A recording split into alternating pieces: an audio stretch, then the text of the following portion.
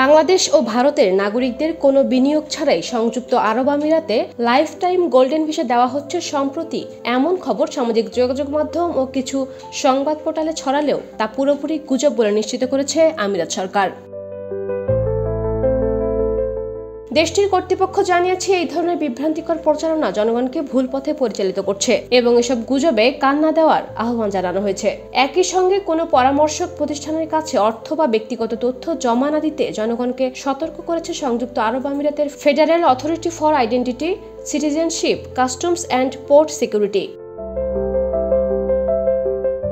মঙ্গলবার আমিরাতের রাষ্ট্রীয় বার্তা সংস্থা ওয়াম প্রকাশিত এক প্রতিবেদনে বলা হয়, স্থানীয় ও আন্তর্জাতিক সংবাদ মাধ্যম, ওয়েবসাইট এবং সোশ্যাল মিডিয়া প্ল্যাটফর্মে ছড়ানো হয়েছে যে বাংলাদেশ ও ভারতের মতো নির্দিষ্ট কিছু দেশের নাগরিকরা কোনো বিনিয়োগ ছাড়াই আজীবন গোল্ডেন ভিসার সুযোগ পাচ্ছেন, অথচ বাস্তবে এর কোনো আইনি ভিত্তি নেই। কর্তৃপক্ষ আরও জানিয়েছে, গোল্ডেন ভিসা প্রদানের বিষয়ে দেশটির নিজস্ব একটি নির্দিষ্ট আইনি কাঠামো রয়েছে, যার আওতায় পেশাগত যোগ্যতা, বিনিয়োগ, দক্ষতা বা অন্যান্য যোগ্যতার ভিত্তিতে আবেদন গ্রহণ করা যায়। এসব নিয়ম কানুন এবং আবেদন প্রক্রিয়া শুধুমাত্র অফিসিয়াল ওয়েবসাইট ও স্মার্ট অ্যাপ্লিকেশনের মাধ্যমেই পরিচালিত হয়।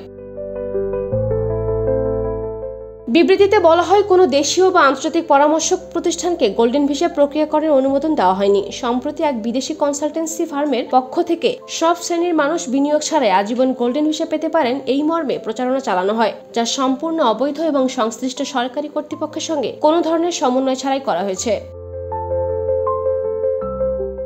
কর্তৃপক্ষ হুঁশিয়ারি দিয়ে বলেছে, এ ধরনের মিথ্যা তথ্য ছড়িয়ে জনগণের কাছ থেকে অর্থ আদায়ের চেষ্টা করলেই তাদের বিরুদ্ধে আইনানুগ ব্যবস্থা নেওয়া হবে। একই সঙ্গে দেশবাসীকে পরামর্শ দেওয়া হয়েছে কেবল সরকারি চ্যানেল ব্যবহার করে তথ্য যাচাই করে আবেদন করার জন্য। এর আগে কিছু ভারতীয় সংবাদ মাধ্যমে দাবি করা হয়েছিল, সংযুক্ত আরব আমিরাত সরকার একটি বিশেষ পাইলট প্রকল্পের আওতায় বাংলাদেশি ও ভারতীয় নাগরিকদের জন্য আজীবন বসবাসের সুযোগ দিতে যাচ্ছে। তবে দেশটির কর্তৃপক্ষ সেসব তথ্য নাকচ করে দিয়ে বলেছে, এমন কোনো প্রকল্প বাস্তবায়িত হয়নি এবং এই ধরনের খবর একেবারেই ভিত্তিহীন। সরকারি দপ্তর থেকে নাগরিকদের আহ্বান জানানো হয়েছে, আমিরাতে বসবাস, বিনিয়োগ বা ভ্রমণের ক্ষেত্রে নির্ভরযোগ্য সূত্র ছাড়া কোনো তথ্য বিশ্বাস না করতে এবং গুজব এড়িয়ে চলতে।